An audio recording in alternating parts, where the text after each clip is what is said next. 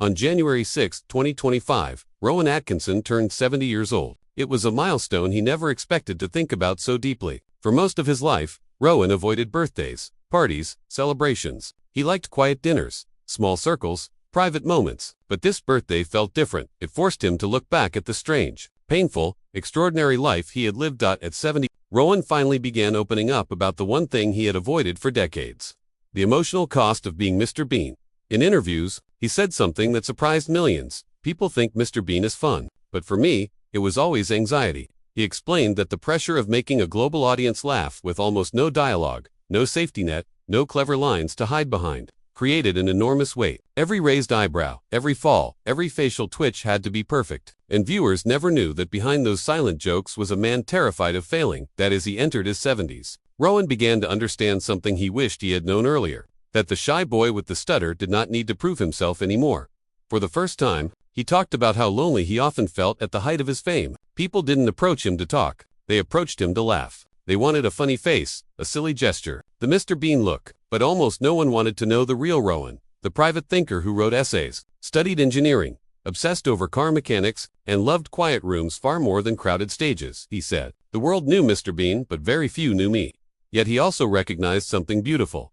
Mr. Bean gave people joy. Children in hospitals watched him to forget pain. People who didn't speak English laughed with him without needing a translation. Families watched him together for generations. In his quiet moments, Rowan admitted that this was the greatest gift of his life.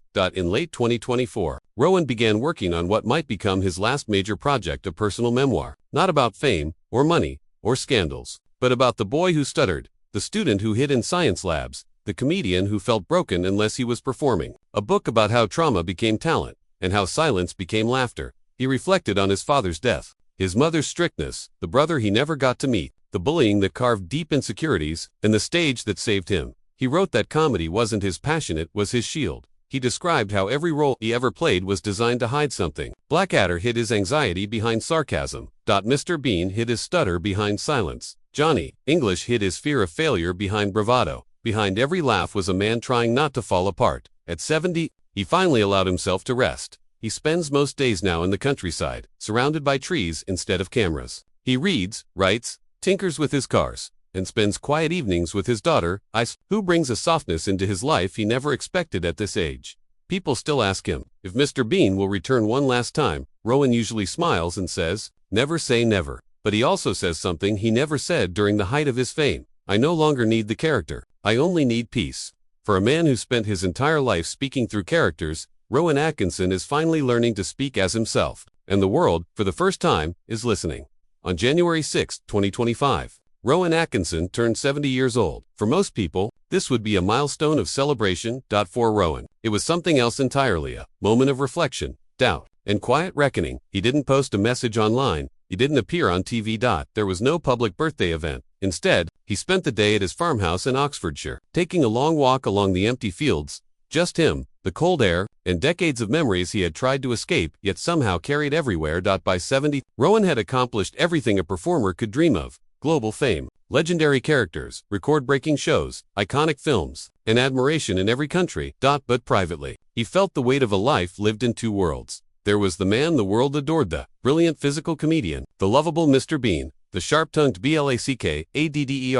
And then there was Rowan, the shy, anxious boy from County Durham, never felt fully comfortable with people, who still struggled with his speech, and who spent his life hiding behind characters because they were easier to control than his real voice. In early Rowan began working on a new project unlike anything he had done before. No costumes, no slapstick, no exaggerated characters. It was a documentary, a deeply personal one about comedy, fear, and the emotional cost of a life spent performing. Producers described it as the most honest thing Rowan has ever made. For the first time, Rowan opened up about the childhood bullying that shaped him, his lifelong battle with stuttering, the crushing anxiety behind every performance, the burnout that came with Mr. Bean, his complicated feelings about fame, the relationships he broke and the ones he tried to repair, the fear of becoming irrelevant, and the guilt of feeling ungrateful for success he never asked for. One moment in the documentary stunned early viewers. Rowan said quietly, "People think Mr. Bean is me. But the strange truth is, I created him because I didn't know how to be myself." He revealed that his stutter never fully went away. Even at 70, he still practiced breathing techniques. Before interviews, he still avoided certain words. He still worried about sounding foolish, but something else had changed too. For the first time in his life, Rowan was learning to be comfortable without a character, without a mask. In a rare candid interview, he said, "I've spent my whole life making people laugh. I think now, I'd like to learn how to simply talk." The documentary included behind-the-scenes footage of Rowan rehearsing alone, not lines, not jokes, but speaking normally. Producers said these were the most emotional moments of the film. Fans around the world were shocked. The quiet comedian who made the globe laugh without a single word was finally using his real voice. In late 2025, Rowan announced that he was developing a new stage show, his first live performance in over a decade. But this time, it wasn't comedy. It was storytelling. Honest, raw, vulnerable storytelling about a boy who stuttered, a man who hid behind characters, and an artist who finally had the courage to reveal what fame had cost him. The promotional poster had no Mr. Bean, no Blackadder, no costume, just Rowan Atkinson, sitting alone on a wooden chair, looking calm maybe for the first time in his life, and beneath it, a single line, "For 70 years, I spoke through others. This time, I speak as myself." For millions of fans, it marked not the end of Rowan's story, but the beginning of his most human chapter. The jungle lights flickered again, a trembling shimmer that didn't come from electricity or sunlight, but from something older, something that seemed to breathe beneath the soil. Anne felt the vibration through her shoes, as if the ground had its own heartbeat. The tiger at her side, her silent guardian, noticed it first. His ears went flat, muscles tightening, tail sweeping low like a warning drawn across the earth, and pressed her palm against his shoulder. "Easy," she whispered, but the jungle did not ease. A slow wave of resonance, more sound than sensation, moved through the trees. It was like a far-off choir, except no human voice could stretch that deep. Her breath caught. She remembered the professor's words back on the ship. Power has no morality, and it only reflects the one who touches it. They had stepped through the crystalline gateway only minutes ago, at least she thought. Minutes had passed. Time already felt inconsistent. Shadows stretched too long. Sounds arrived too early. She couldn't trust anything except the tiger's instincts. Maybe that was why she was chosen for the cutscene, the one too dangerous, too strange for 1956 audiences. The one MGM buried because it hinted at something the world wasn't ready to hear. Leaves rustled overhead. Anne slowly turned.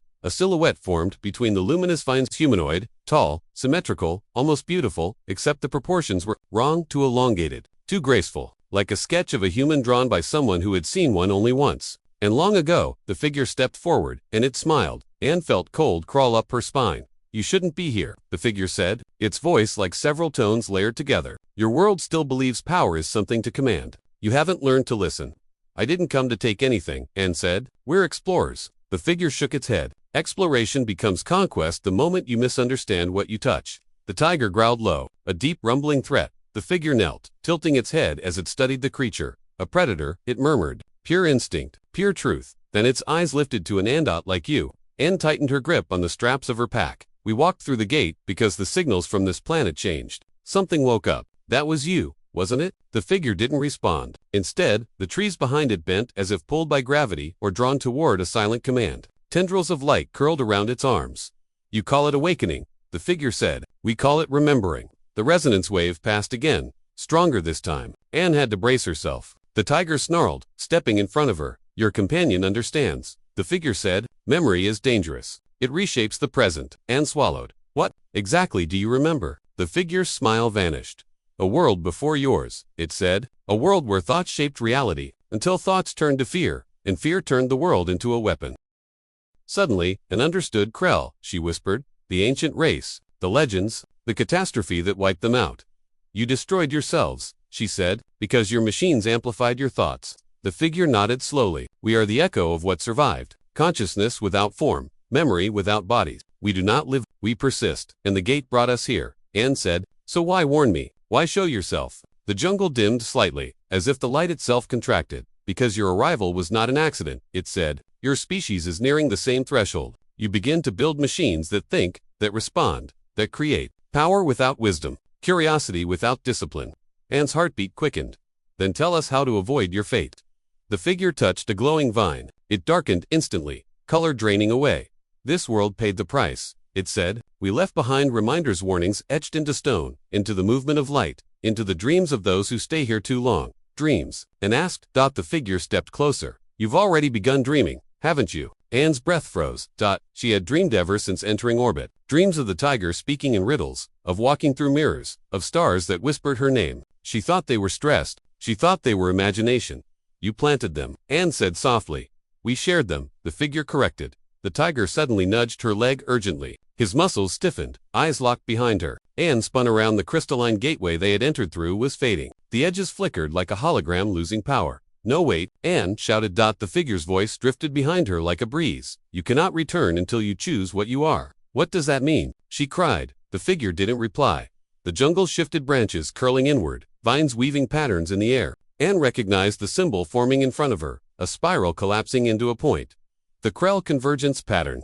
She whispered. A memory trap. Her heart pounded. We need to move, she told the tiger. They ran. Branches swung away from them as if alive. The ground changed beneath their feet, rock to moss, to something smooth, like glass. The air thickened. Every breath tasted metallic. More symbols formed ahead, floating, twisting, ancient equations she'd seen only in the bowels of the alien library back on the main planet. Equations describing consciousness, amplification, the mechanics of thought becoming matter. This is all trying to teach me something, she whispered. But what? The tiger darted ahead, leaping onto a boulder. He growled at the ground. Anne stepped forward. Anne stopped dead. Her reflection stared up at her from the soil. Not rock, not moss. A mirror. A perfect mirror stretching out like a river. Anne knelt slowly. Her reflection mimicked her movements, then tilted its head the wrong way. Her breath hitched. The reflection smiled. Oh no, Anne whispered. The reflection reached toward her, palms spreading across the surface of the mirror like it wanted to pull her in. The tiger sprung, swiping the surface. Ripples burst outward. The reflection dissolved. Anne stumbled back. This planet is alive, she said. It's trying to test us. The resonance wave rolled again, almost mournful. Then she heard the figure's layered voice echoing through the forest. Power obeys intention. Intention obeys fear. Anne clenched her jaw. No, not fear. Choice. She stepped back, toward the mirror river. It wants me to choose who I am. To define myself. Her reflection started to reform as the surface stilled, but this time, Anne did not back away. She placed her palm on the surface. It felt warmer, live like skin. Images burst through her mind. Her childhood. Her first step onto the starship. Her moments of doubt. The unspoken fear that she was not enough, not brave enough, not strong enough, not worthy of the trust the crew placed in her. The mirror whispered those fears. Feeding on them? No, she said. That's not all of me. She pressed harder. The river exploded with light. A pulse surged outward, sweeping through the jungle. The figure appeared again, emerging from between fractured beams of illumination. You understand, it said. There was something like pride in its voice. Identity creates intention. Intention controls power. The ground beneath them solidified. The jungle stopped shaking. A quiet calm settled over everything. So what happens now? She asked. Do we get to go home? The figure gestured behind her. Anne turned. The crystalline gateway was whole again, but before she could move toward it, the figure spoke one final time. You will return with knowledge, but not certainty. Tell your world that the greatest danger is not creating power, but believing you deserve to control it. Anne nodded slowly. I'll tell them. The tiger brushed against her leg, guiding her toward the gate. But Anne paused. What about you? She asked. Will you ever be free from this memory? The figure looked at the sky, their shimmering canopy of impossible colors. We are the memory, it said, and memory is eternal. Anne stepped into the gateway. Light engulfed her. As the jungle faded, she heard the figure's layered whisper, do not forget what you have become. Then everything went white. The hum of the ship returned beneath her feet. Steady, familiar, almost comforting after the pulsing heartbeat of the alien world. But something was wrong. The air felt colder. Dim emergency lights streaked the hallway in intermittent pulses of red. The tiger stepped out beside her, fur bristling, his tail lashing with agitation. Anne reached the control panel to stabilize herself and froze. The panel was shattered, not burned, not smashed, warped, as if the metal had melted and then twisted back into the wrong shape. Hello, Anne shouted. Commander, anyone. Her voice echoed down the corridor but didn't return the way sound should. The air absorbed it too quickly, swallowing it like a living thing. The tiger growled. They moved cautiously toward the central deck. The doors slid open reluctantly, their mechanisms glitching, struggling to obey. Anne stepped inside. In the world shifted. The bridge was empty, completely empty. No bodies. No gear. No signs of forced entry. Just the faint shimmer of something that lingered in the air, something she recognized all too well. Memory. The Krell echo and inhaled sharply. No, no, no. Footsteps echoed behind her. She spun around. The commander stood in the doorway, except he didn't look like himself. His uniform was the same, but his face flickered. Like a projection that didn't fully adhere to the world. Commander, Anne whispered. He stared at her with eyes that were too dark to still. You returned changed, he said. We all felt it. Anne backed up a step. The tiger moved between them, protective, immediate. What happened to the crew? She asked. The commander tilted his head, as if thinking required effort. They tried to understand what happened to you. They touched the gateway residue. They didn't listen to the warnings. Her pulse quickened, and what did it do to them? His face glitched again, pixels breaking free from his cheek, like sparks dissolving into nothing. It showed them, themselves. Anne felt her stomach drop the way the mirror did to me. He smiled too. Slowly. Yes, but you confronted it. They did not. A low hum filled the room, rising in pitch. Anne suddenly realized the ship was no longer a ship. The cruel memory had seeped into it, into the metal, into the circuitry, into the minds of the crew. Where are they now? She whispered. The commander stepped forward, and with each step his body became more translucent. They are still here, he said, living inside what they feared most. Anne felt a cold rush over her shoulders, like invisible hands brushing past. A whisper crawled along her ear. Anne, she turned sharply. Nothing there. Her chest tightened. This wasn't just memory. This was consciousness, lingering like smoke. She looked back at the commander, who was becoming less human by the second.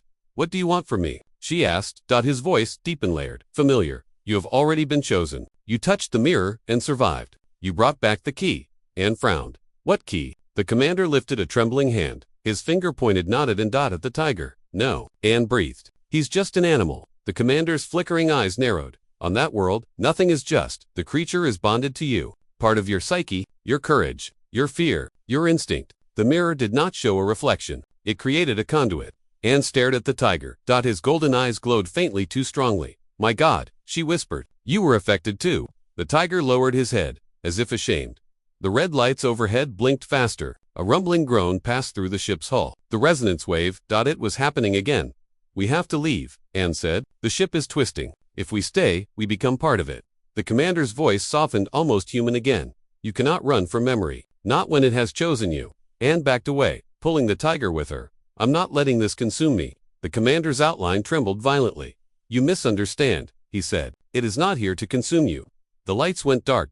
In the pitch black. His voice shifted, becoming the layered alien tone of the jungle figure. It is here to transform you. A blinding pulse of light erupted from the center of the bridge and shielded her eyes. The tiger roared. The deck lurched, weight vanished. The air bent, reality twisted like warm metal and suddenly blinked.